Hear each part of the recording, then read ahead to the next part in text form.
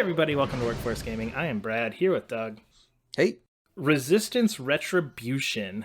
I don't know if it's a PSP Classic, but it is in the PSP... It came out on PSP for sure. It is in the PSP Classics tab on your PS5 right now.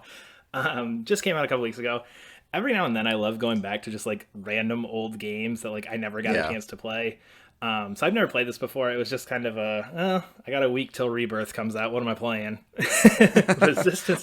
Resistance it is. Have you played all the Resistance games? This is the only one I haven't played before. So, and that's kind of why I want to talk about this, because I feel like Resistance is this weirdly forgotten franchise that I don't think it ever hit its stride. Like there's some cool ideas in Resistance, and it just felt like that thing like where it's just like, you're close. You're close. They kept the series. I played 3 three's the only one I've played. I've played a little bit of 2, but 3 is the good one. I really like 3. But it's funny because the game like really, from what I understand, like really pivoted between games. Like Resistance 2 was like a really heavy multiplayer game and had like a lot of interesting multiplayer components. And then Resistance 3, I have this weird conspiracy theory that it's based off the Half-Life 2 beta. There's a lot of Half-Life in this stuff. A lot of Half-Life. There's a lot of Half-Life. There's a lot of Half-Life. There's a suspicious amount of Half-Life in Resistance 3. But yeah, I mean, I love that game. So I was just kind of curious about this one. So it's a cool world. Yeah. It's just a really neat setting. And that's the thing with this game is that.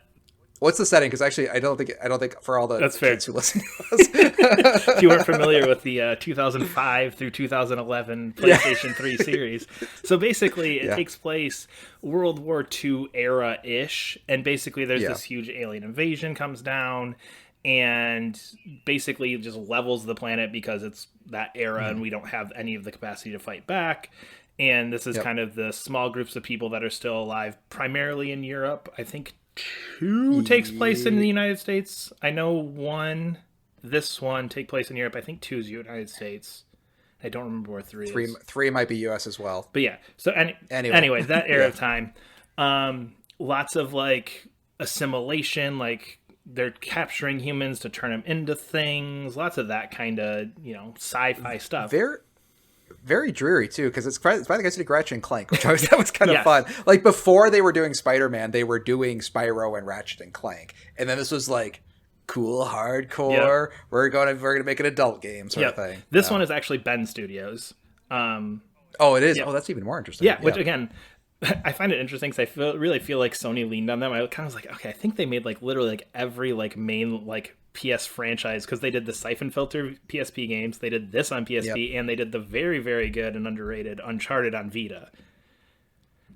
Did they also do Killzone for Vita? They might. I don't know who did Killzone for Vita. I don't. Okay. But yeah, they did a lot of. They like portable were like games, the ones who were like holding up Sony's portable first party like thing here. So, for this game specifically, I think this is like. I've played a couple PSP games in the last couple of years. This one is very impressive. Like, it looks good. It runs well. I don't know what kind of boost it's getting from being on PS5, obviously, so I don't know natively how it runs. I will say there's some improvements, because if you've played PSP games, it's a single-stick machine. So you're using the stick to look around and then the face buttons for, like, looking left, right, up, and down. And this switches your controls to being dual sticks, which makes it much easier to play. Because I tried to play. Sure. I don't remember what it was. I was playing some shooter on the PSP like 2 or 3 years ago. I was like, I can't do it. But dual sticks. It's definitely not a great game in terms of like everything. It feels like a PSP game. Like it's very. What is it? Is it a third person? It's third person shooter. So the rest of the series is first person. This is third person. And it's not like a top down game. No, it's legitimately like an over the shoulder first person or third person shooter. You get the first person scenes like in a big mech where you're just walking around in a big mech doing things. So very much has that 2004 to 2011 era shooter vibe. There's aliens, you're flipping power switches, there's no numbers, there's no RPG stuff, you got health packs, everything's gray. You're going through lots of tunnels. Really like it's very much has that thing. Probably a sewer level or 2. Oh, 2 or 3, yep, several. But because I think that PSP was there with those weird controls, it has like insane auto aim. Like you can insane isn't you can like generally just like if you're like your reticle is basically covering a guy, you're hitting that guy. Yeah. So lots of I miss that, to be honest, because I was playing the Tomb Raider collection, and like just having her auto aim on everything is like kind of nice. It's a nice refreshing change of like, I need to be very specific. I need to get that headshot and just shoot at the guy. Like, it's fine. Yeah. But yeah, it very much just has that just run and shoot stuff. I will say the enemies are just giant bullet sponges, which has always been the problem with Resistance, is every guy takes like 3/4 of a clip to bring down, no matter what gun you're using. Lots of bullet sponges there.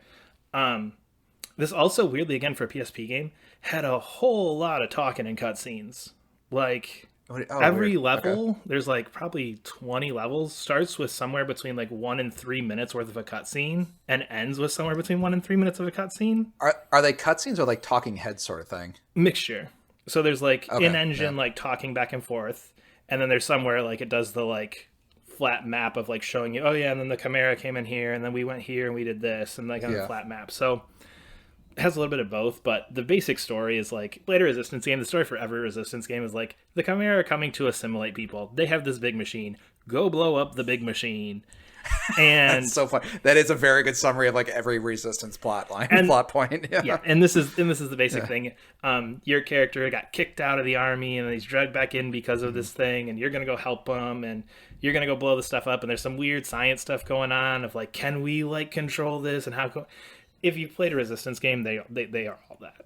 Every single one of them is that type of thing.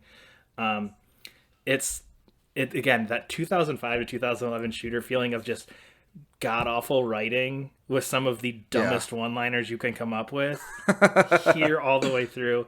What I was really thinking about this is like, why did I play this game after like the first hour and a half? It was I was gonna ask what kept you going. It's like, all this sounds not great. It's just the Resistance. I've always wished Resistance was better, and I think it was just like I want this to be cool. Like, this could have been so cool, but then also I think it's just that like, if you're our age, like, you kind of grew up with these types of shooters, so it's just like every now and then just going back and playing one just feels like weirdly relaxing. Where it's just like, I don't need to parry. I don't need to like manage ammo and go like do all this and count my numbers and improve my gun and make sure I've got a level 230 gun. Just grab I use the same assault rifle from the beginning to the end. You're fine. Like, don't worry about it. Yeah. So when you have like 5 actions to do instead of like 100 like little things to manage. Exactly. Yeah. Which gun do you want to use? Do you want the assault rifle? Do you want the assault rifle laser, or you want the shotgun? Hey, you got some rocket launcher ammo. There you go. So it's a weird little game.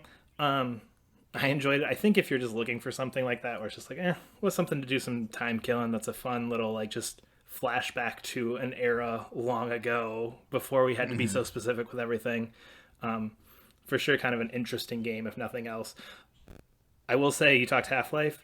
They have the damn like headcrab inspired things, as every stupid game shooter did. They are freaking impossible. Literally. Are they like the little scorpion stinger things? I think they could. Yeah. Literally would pull out the rocket launcher if there was more than 2 of them, because it just started pissing me off because I couldn't get past them. Hell of a lot of rewind in this too, by the way. Just it's a fairly tough game. I use rewind like crazy. Just gonna throw that out there if you need to. It is, everybody. I feel like everybody quietly does like, it's a great game. They like don't know. I appreciate you mentioning you use rewind every time we talk about this stuff, because I feel like you're like, I'm hardcore, man. I don't. I played through this. I didn't know. Yeah. No, I rewound the hell out of this. There are scenes where I rewound that thing like 12 times. Like, we're not restarting this shit. But funny. Anyway, we are Workforce Gaming. Subscribe to our channel. Leave a comment below. There's a link to support us on Coffee below as well. We'll see you later. Bye.